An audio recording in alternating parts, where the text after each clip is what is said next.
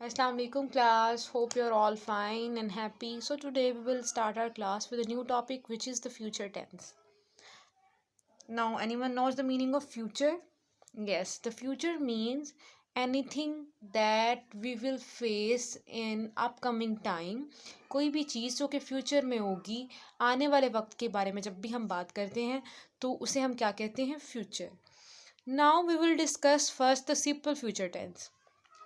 Any action और event that will happen at a later time, यानी बाद में होने वाला वक्त, यानी कि जो बाद में आएगा, अभी आने वाले वक्त के अंदर होने वाला कोई भी एक्शन या इवेंट जो कि अभी नहीं हुआ है, आने वाले वक्त में होगा, उसे हम क्या कहते हैं? Future tense.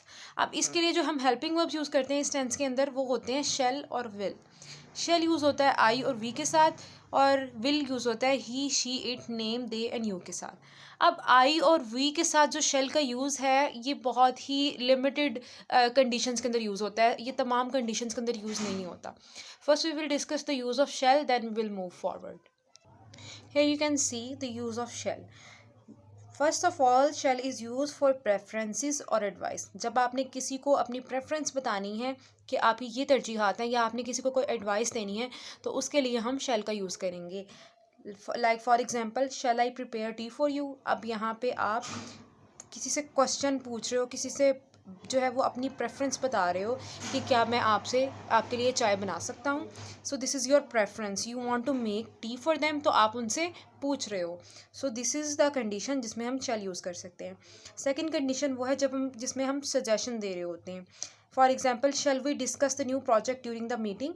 अब आप कोई भी डिस्कशन के अंदर जब अपना सजेशन देते हो तो आप उसके अंदर शेल का यूज़ कर सकते हो, जैसे कि हमने यहाँ पे किया कि क्या हम डिस्कस कर सकते हैं न्यू प्रोजेक्ट के बारे में ड्यूरिंग द मीटिंग के दौरान. Now we will discuss about the other cases जिनमें शेल का यूज़ किया जा सकता है. For example, for legal obligation. Legal obligation means यानी कि लीगली कोई चीज़ राइट है और आपने उसको मानना होता है, यानी जो हमारे पेपर वर्क में चीज़ें होती हैं हमने उनको एक्सेप्ट करना होता है. We cannot deny that. For example, the tenant shall pay rent on the first day of each month. Tenant कौन होता है? टेनेंट होता है जो किराएदार होता है. तो टेनेंट जो है वो क्या करेगा? रेंट पे करेगा on the first day of each month. So this is a legal obligation for tenant. जब भी वो कोई एग्रीमेंट, कोई प्रोजेक्ट साइन करते हैं तो उसके अंदर उसको ये चीज़ जो है वो माननी पड़ती है. सो this is an legal obligation. तो उसके अंदर भी हमने शेल यूज़ किया हुआ है.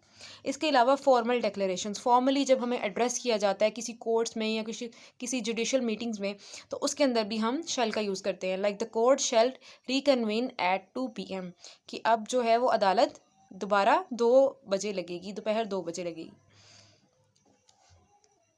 सो this was the use of shall जो कि हम सर्टन केसेस के अंदर यूज़ करते हैं. Now will move back to our tense.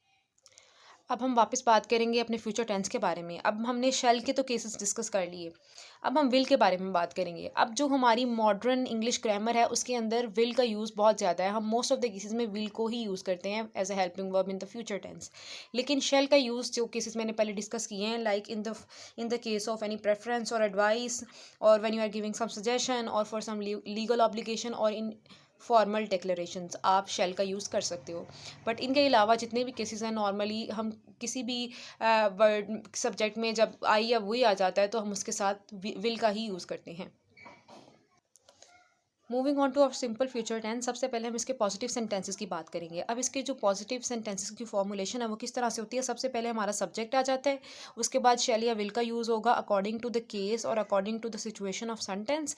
उसके बाद हमारे वर्ब की फर्स्ट फॉर्म आएगी.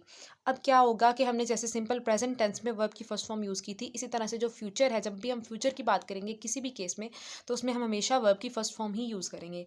उसके बाद हमारा ऑब्जेक्ट. अब इसकी एग्जांपल जो होगी, I will travel to New York next month. अब इसमें आप देख सकते हैं आई क्या है, ये हमारा सब्जेक्ट है. विल जो है वो हमारा हेल्पिंग वर्ब यूज़ हुआ है.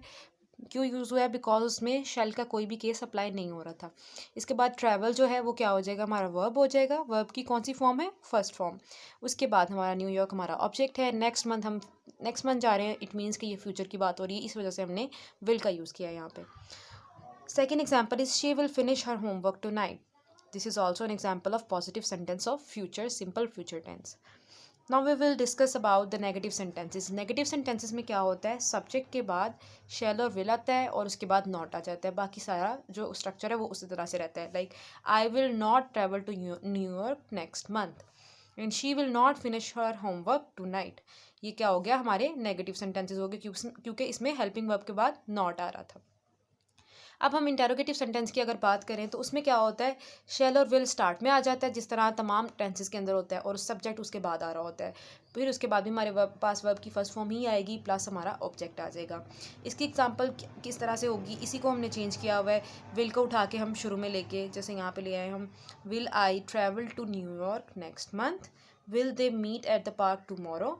ये एक जो है ना मज़ीद एग्जांपल मैंने इसकी ऐड कर दी है, और आपने क्वेश्चन मार्क जो है वो ऐड करना बिल्कुल नहीं भूलना है। Now we will start with the future continuous tense, but before that हम क्विकली रिवाइज कर लेंगे सिंपल फ्यूचर टेंस को। सिंपल फ्यूचर टेंस में हमने जो है वो कौन से हेल्पिंग वर्ब यूज़ किए थे, शैल एंड विल।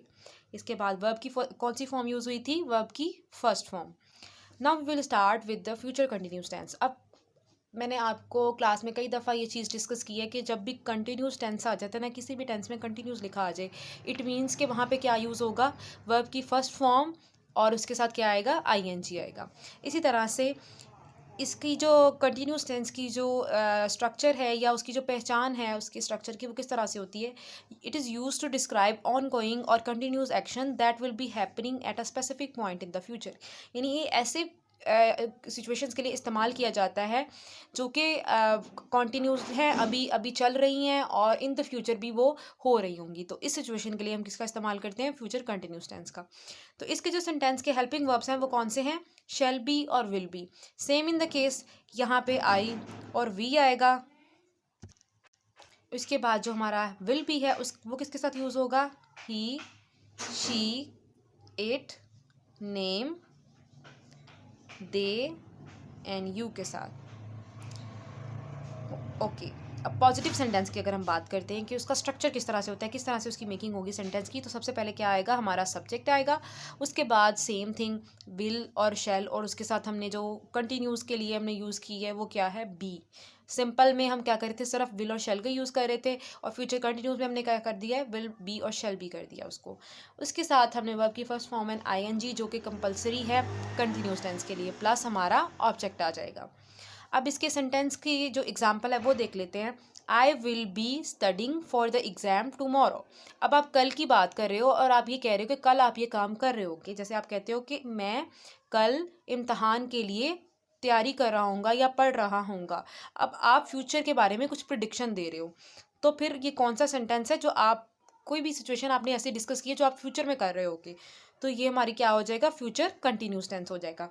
आई भी आ गया सब्जेक्ट हमारा, विल भी आ गया, studying is your verb plus ING, verb की first form plus ING, for the exam ये हमारा ऑब्जेक्ट है, और हमारा सेंटेंस हो गया कंप्लीट। सेकेंड एग्जाम्पल है, they will be watching cartoons when you arrive. जब आप जाएंगे तो वो कार्टून देख रहे होंगे। तो ये क्या होगा, ये भी हमारा पॉजिटिव सेंटेंस हो गया। इसके बाद हम बात करते हैं नेगेटिव सेंटेंसेस की। नेगेटिव सेंटेंसेस में क्या होता है, अब इसमें थोड़ा सा जो है वो डिफरेंट है बाकी टेंसेस के मुकाबले में। यहाँ पे सब्जेक्ट के बाद विल और शैल आएगा, और जो बी और विल और शैल है ना उनके दरमियान में नॉट का यूज़ होगा। यानी सब्जेक्ट के बाद विल और शैल प्लस नॉट, फिर उसके बाद बी आएगा, फिर उसके बाद वर्ब की फर्स्ट फॉर्म प्लस आईएनजी होगी, और लास्ट पे हमारा आ जाएगा ऑब्जेक्ट। नेगेटिव सेंटेंस की अब हम एग्जाम्पल देखेंगे। आई विल नॉट बी, अब क्या हो गया, विल और बी के सेंटर में आ गया not. I will not be studying for the exam tomorrow. In the same way हमने इस सेंटेंस को थोड़ा सा जो है वो चेंज कर दिया। She will not be cooking dinner when you arrive. हमने यहाँ पे जो हमारा सब्जेक्ट था और जो हमारा वर्ब था उसको चेंज कर दिया, थोड़ी सी सिचुएशन को चेंज किया, लेकिन क्या हो गया, हमारा सेंटेंस उसी तरह से रहेगा। शी के साथ विल ही यूज़ होना था, और विल के बाद ही नॉट आना था, विल और बी के सेंटर में आना था, तो जिसकी वजह से हमारा negative sentence of future continuous tense complete हो गया। अब हम बात करेंगे लास्ट टाइप की, विच इज़ इंटेरोगेटिव सेंटेंस।